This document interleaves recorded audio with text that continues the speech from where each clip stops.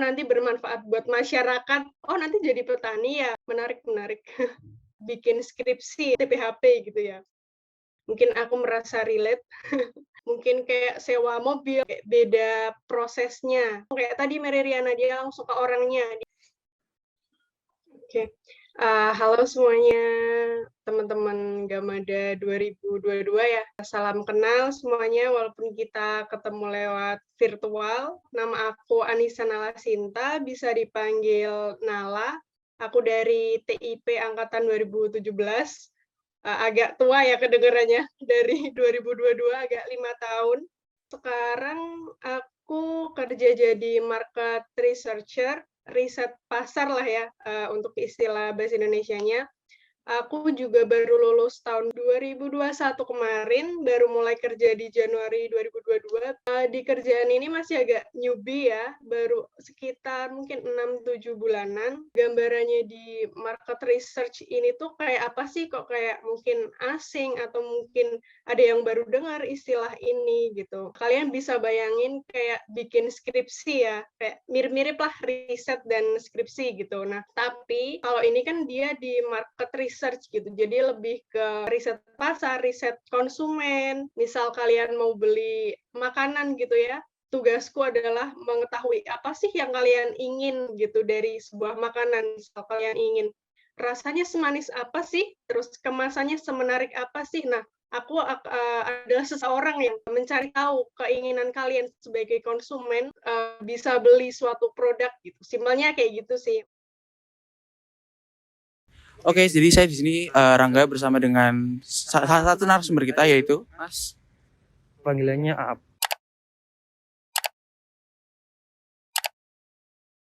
Mas tahu nggak sih ada namanya Fakultas Teknologi Pertanian di UGM ini? Tahu. Tahu lah, tapi nggak banyak mas. Tahu. Satu kata aja nih yang mewakilkan FTP itu apa yang ada di dalam pikiran Mas? Kalau pertanian tuh ya Di pertanian lebih modern lah ya. Lebih modern. bisa memanfaatkan Oh. semua orang. TPHP.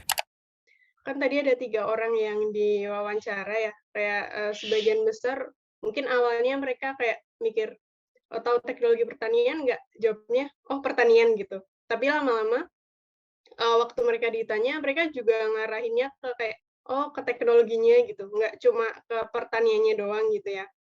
Oh ke teknologinya, oh bermanfaat buat semuanya. Terus ada juga yang bilang, teknologi pertanian tuh langsung menjurus ke TPHP gitu. Mungkin dia emang apa ya, concern di situ, seneng di situ, makanya image yang terbayang, FTP itu apa sih? Oh TPHP gitu ya. Tahu nggak nanti kalau misalnya lulus anak teknologi pertanian itu jadi apa Mas? Biasanya bisa manfaat bisa masyarakat gitu. Salah satunya jadi mungkin pikiran saya itu jadi insinyur pertanian. Ngembangin teknologinya sih. Menurut Mas kayak teknologi pertanian itu penting nggak sih buat pertanian yang ada di masa depan? Penting banget mas. Penting lah. Ya penting lah, kalau nggak ada nanti nggak berkembang. Alasannya kenapa tuh Mas? Karena semakin teknologi semakin maju, jadi pertanian juga semakin maju. Kalau andai kata teknologi pertanian itu nggak ada gitu, jadi pertanian kita mungkin semakin memburuk. Oke, menurutku lumayan menarik ya, kayak ada perkembangan gitu dari apa ya, dari pas dulu aku maba. Menarik sih karena nggak cuma apa ya, oh pertanian, oh nanti jadi petani gitu. Karena dulu mindset orang-orang pas apa ya, nanya ke aku jurusan apa nih kamu gitu.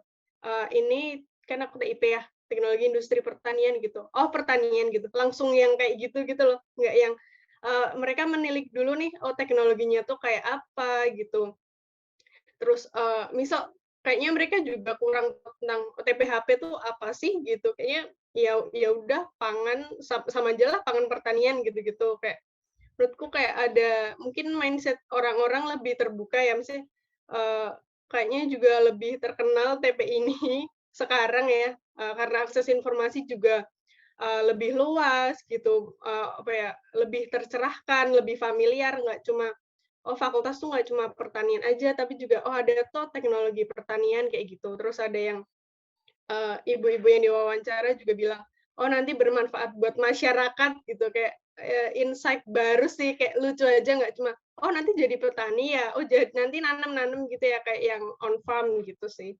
Menarik menarik. 1 sampai 5 ya? Mungkin melihat perkembangan sekarang ya informasi lebih ini ya, lebih cepat semuanya kayaknya mungkin 4 ya, gitu. Walaupun ada yang persis kayak gini, tapi mungkin yang akses informasinya kurang juga ada, jadi kayak ya udah 4 deh gitu. Miss, hey, Miss, hey.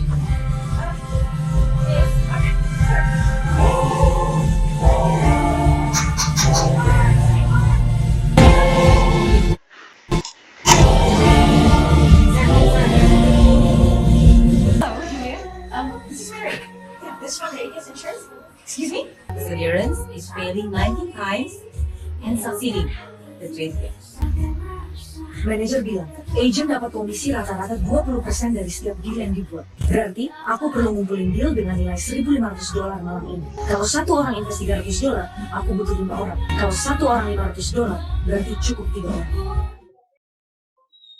Untuk si kerjaan Mary Riana ini, dia sebagai sales ya, ada target misal sehari $1.500, dia harus dapat 3 orang, 5 orang dengan angka-angka yang berbeda kayak gitu.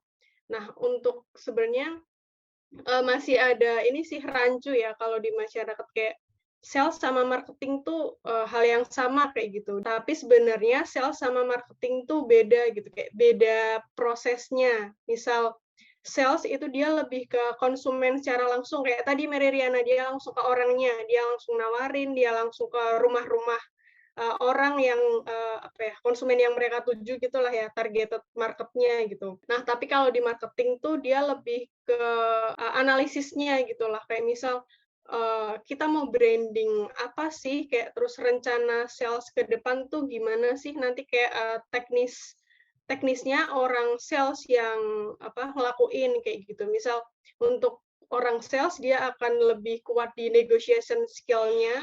Nah, kalau di marketing tuh kayak lebih analisisnya kayak keadaan pasarnya gimana sih? Menurutku bedanya itu ya. Nah, karena si sales sama marketing ini beda dan aku lebih fokusnya juga ke marketing, aku juga lebih ke market research-nya. Kayak misal mau ngeluarin produk baru nih, kayak gitu. Nah, produk baru kayak apa sih yang disenengin sama konsumen? Nah, target pasarnya siapa sih? Kayak gitu. Kayak lebih ke perencanaannya gitu ya. Misal hasil analisis risetku nanti dibuat jadi perencanaan tim marketing yang emang nyusun buat campaign, promotion, kayak gitu-gitu. Nah, itu adalah posisiku kalau misalnya di perusahaan ya. Nah, sekarang tuh aku kerja di Jakpat namanya. Itu kayak lebih agensi market research gitu. Jadi Jakpat ini tuh kayak sister company-nya dari Mikos, kayak masih satu perusahaan induk gitu sih. Ya saudaraan ya, sister company gitu. Itu kayak lebih agensi market research gitu. Ke agensi. Jadi kayak pihak ketiga, bukan bagian dari suatu perusahaan gitu. Jadi kayak misal aku menangani klien dari beberapa perusahaan gitu ya, jadi kayak macam-macam klien gitu untuk ngelakuin market research. Bisa mulai dari kayak produk sehari kita kayak yogurt lah tadi ya, mie instan juga sampai kayak produk-produk yang kayak mungkin asing gitu ya, mungkin kayak sewa mobil atau misal ada kemarin aku juga handle project biogas, kalau mungkin kalian udah dapat ini ya, di mata kuliah gitu.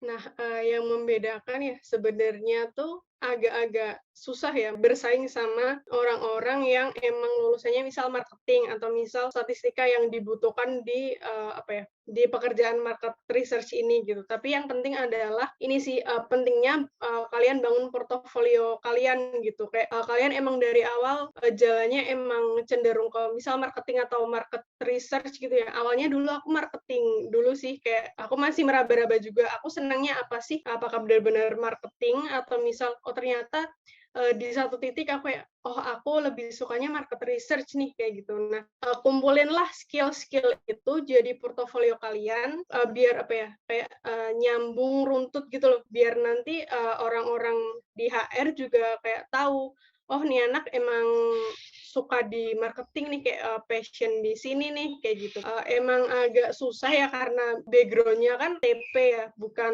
marketing gitu. Jadi emang harus dikuatin kayak skill-nya. Sekarang juga course online juga kan banyak ya. Nah, kalian bisa ambil course online itu kayak gitu. Terus magang mandiri di luar kayak magang kampus juga bisa banget buat apa ya, jadi portofolio kalian gitu, pengalaman di bagian marketing kayak gitu. Kalau relate-nya mungkin 2 ya, gitu. Karena agak beda, tapi juga di market research ini juga bisa kayak kasih insight atau rekomendasi dari hasil analisis. Misal, oh mau target segini, apa ya, bikin perencanaannya lah. Kayak tadi yang dilakuin Meridiana, target segini harus cari orang berapa, kayak gitu. Oke, agak mungkin kelihatannya agak jauh ya, market research sama kayak sustainable ini ya, pertanian gitu. Nah, mungkin sebagai market research, aku bisa berperan di pertanian berkelanjutan ini, tapi kayak mungkin perannya nggak langsung gitu ya, karena kan sebagai market research untuk project-project yang aku handle tuh tadi ya beragam, jadi nggak bisa langsung apa ya, milih, oh aku mau memberi impact di bagian ini sih gitu ya. Mungkin kalau sekarang ada project-project yang berhubungan sama pertanian berkelanjutan tuh, ada ini sih satu project yang menurutku ya cukup menarik. Kemarin aku tuh handle project biogas gitu ya, instalasi biogas, ada apa ya, satu lembaga gitu yang mau serve biogas untuk masyarakat, dan dia mau perluasan pasar ke middle sampai upper class gitu, karena sebelumnya dia di lower class gitu kan ya. Kan konsep biogas ini sebenarnya emang mengacu ke pertanian berkelanjutan ya. Dia dari instalasinya, bahan bakunya dari limbah ternak, ada dari limbah dapur, kayak gitu. Nah, nanti dimanfaatkan, gasnya bisa dipakai untuk, bahkan bisa untuk listrik. Aku juga baru maksudnya kayak dulu aku mikirnya, oh cuma buat masak doang nih, pengganti LPG gitu ya. Ternyata bisa buat listrik juga. Dan ampasnya, nah ampas dari si biogas ini bisa buat pupuk, dan juga ampasnya juga bisa dijual buat pakan ikan gitu. Kayak wow, ini kayak zero waste banget prinsipnya kayak gitu. Terus kayak menurutku mungkin peranku ya membantu si lembaga ini di bagian market research-nya untuk observe gimana sih target pasarnya, untuk bantu mereka bisa memperluas jangkauan pasarnya, bisa memperluas penggunaan biogas, bisa memperluas penggunaan teknologi ramah lingkungan di sehari-hari mereka kayak gitu.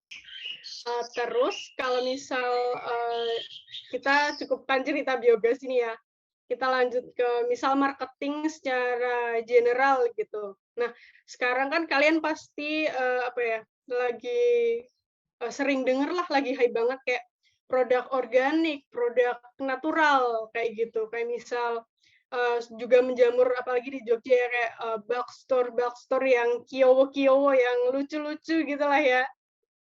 Nah, emang sekarang tuh lagi hype namanya kayak green marketing gitu, kayak perusahaan-perusahaan berlomba-lomba untuk melabeli atau membuat konsumen tuh mempersepsikan produknya tuh, oh ini adalah produk organik gitu ya, produk yang sehat, yang ramah lingkungan kayak gitu. Nah, mungkin ini di luar aku sebagai market researcher ya, tapi sebagai misal apa ya, yang deket lah marketing lah ya, gitu. Apa ya, dan karena nge-hype ini si green marketing, nah ternyata juga ada nih istilah namanya greenwashing gitu. Nah, ternyata ada perusahaan yang kayak cuma promosi aja, oh cuma bikin persepsi, oh ini nih produk hijau nih, ini produk produk organik lah, tapi sebenarnya di proses produksinya mereka tuh juga masih nggak apa ya, masih nggak ramah lingkungan gitu, kayak masih misal emisi karbonnya masih tinggi kayak gitu. Jadi ada beberapa kasus yang suatu brand gitu diboikot karena oh ternyata ini greenwashing nih, kayak kita konsumen dibodohi nih kayak gitu. Nah, karena kita sebagai lulusan TIP kan kita tahu nih dari mulai proses bahan baku sampai ke tangan konsumen gitu ya, mulai dari ambil di misal lahan, terus nanti diolah, terus di apa ya, di industrinya kayak gimana gitu. Nah, mungkin kita sebagai marketer dari produk, misal produk yang hijau ini ya, kita bisa punya pengetahuan yang lebih nih, kayak oh kalau misal produk ini disebut produk organik, ini nih benar-benar organik nggak sih? Kayak prosesnya gimana? Nanti di lahannya kayak gimana? Karena produk organik di SNI-nya sendiri pun ini kayak lebih apa ya? Sangat detail gitu loh. Kayak dulu aku KKN pernah bahas produk organik dari gula kelapa gitu ya. Aku menilik-nilik SNI-nya, kayak misal kelapanya itu harus kan nggak boleh pakai pestisida ya, tapi ternyata nggak cuma lahan itu doang, kayak lahan di berapa meter sebelahnya tuh juga nggak boleh ada pestisida kayak gitu. Terus kayak jadi benar-benar dijaga dari kayak kontaminasi kayak gitu. Memang agak detail dan cukup ribet ya kalau misal dari segi si produsen kayak gitu. Nah, kita sebagai orang marketer dari TIP bisa meminimalisir adanya greenwashing itu sih karena kita udah tahu, oh ini tuh benar-benar organik atau enggak sih, benar-benar prosesnya berkelanjutan atau enggak, kayak gitu. Maksudnya marketing kan juga bukan cuma berkisar antara gimana sih kita mengkomunikasikannya ke konsumen gitu, tapi kita juga harus bisa apa ya, mengolah feedback dari konsumen. Bahasa-bahasa konsumen kan kayak kayak sangat umum gitu ya kalau diterjemahkan ke proses produksi kan kayak ini apa, misal nggak eksak gitu ya, misal orang apa ya, oh konsumen ini senangnya yang manis nih. Nah, manis tuh manisnya seberapa, kan ada di kita kayak ukuran Brix gitu ya, derajat kemanisan itu. Nah, berapa Brix sih kayak gitu. Nah, kita sebagai TIP nih beruntung karena oh tahu nih nanti kalau misal ngomong sama orang quality control, oh, harus gimana nih dari konsumen kayak gitu. Jadi kita bisa menghubungkan lah semua lini dari proses yang ada di industri kayak gitu. Oke, untuk nilai-nilai agriculture ya di keseharian teman-teman semua gitu. Sekecil apapun memang selalu susah gitu ya kayak menerapkan. Simpelnya kita bisa ngurangin sampah, terus bisa beli-beli yang nggak pakai kemasan gitu ya, beli-beli di bulk store seperti itu. Nah, mungkin langkah-langkah kecilnya kita bisa kayak gitu dulu nih, tapi mungkin langkah ke depannya kalian bisa milih gimana sih kalian bisa berdampak untuk lingkungan dan di pekerjaan kalian gitu. Kalau misal nantinya pun kalian nggak bisa berdampak dari pekerjaan kalian, kalian juga bisa memilih berdampak untuk lingkungan ini dari hal lain, misal kalian support NGO, LSM yang concern di bagian lingkungan, di pertanian, kayak kalian punya semua jalan ke sana kayak gitu, kayak semua punya kesempatan yang sama, semua bisa mengusahakan hal tersebut untuk menerapkan value-value agriculture ini di kehidupan kalian sekarang dan juga selanjutnya gitu.